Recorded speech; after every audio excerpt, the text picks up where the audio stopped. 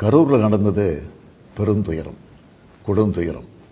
இதுவரை நடக்காத துயரம், இனி நடக்கக்கூடாத துயரம். மருத்துவமனைக்கு நான் நேரில் போய் பார்த்த காட்சிகள் இன்னும் என் கண்ணை விட்டு அகலலை.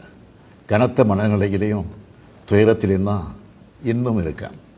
செய்தி கிடைச்சதும் மாவட்ட நிர்வாகத்தை முடுக்கிவிட்டு எல்லா உத்தரவுகளையும் பிறப்பித்த பின்னாலும் என்னால் வீட்டில் இருக்க முடியல.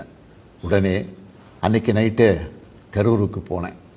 குழந்தைகள், பெண்கள்னு 41 உயிர்களை நாம் இழந்திருக்கிறோம். இறந்து போனவங்க குடும்பத்துக்கு தலா 10 லட்சம் ரூபாய் அறிவித்து அதை உடனடியாக வழங்கிட்டு இருக்கோம்.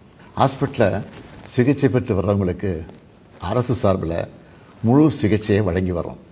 நடந்த சம்பவங்களுக்கான முழுமையான உண்மையான காரணத்தை ஆராய முன்னாள் நீதியரசர் அருணா ஜெகதீசன் அவர்கள் தலைமையில் ஒரு நபர் விசாரணை ஆணையம் அமைக்கப்பட்டிருக்கு. ஆணையத்தோட அறிக்கை அடிப்படையில் அரசோட அடுத்த கட்ட நடவடிக்கையில் இருக்கும்னு உறுதியளிக்கிறேன். இதற்கிடையே சோஷியல் மீடியாவில் சிலர் பரப்புற வதந்திகளையும் பொய் செய்திகளையும் பார்த்துட்டு தான் இருக்கேன். எந்த ஒரு அரசியல் கட்சி தலைவரும் தன்னோட தொண்டர்களும் அப்பாவி பொதுமக்களும் இறக்கிறத எப்பொழுதும் விரும்ப மாட்டாங்க.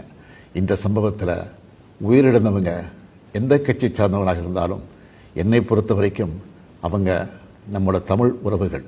எனவே சோகமும் துயரமும் சூழ்ந்திருக்கக்கூடிய இந்த நிலையில் பொறுப்பற்ற முறையில் விஷமத்தனமான செய்திகளை தவிர்க்கணும்னு கேட்டுக்கிறேன். அரசியல் கட்சிகள், பொது அமைப்புகள் இது போன்ற நிகழ்ச்சிகள் நடத்தும்போது இனி வரும் காலங்களில் எத்தகைய பொறுப்போடு நடந்துக்கணும்ன்ற விதிமுறைகளை வகுக்க வேண்டியது நம்ம எல்லோருடைய கடமை. எனவே நீதியரசு ஆணைய அறிக்கை கிடைச்ச பிறகு எல்லா அரசியல் கட்சிகள், பொது அமைப்புகளோடு ஆலோசனை நடத்தி இதற்கான விதிகள், நெறிமுறைகள் வகுக்கப்படும்னு உறுதியளிக்கிறேன். அத்தகைய நெறிமுறைகளுக்கு எல்லாரும் ஒத்துழைப்பு தருவாங்கன்னு நம்புகிறேன். மனித உயிர்களே எல்லாத்துக்கும் மேலானது.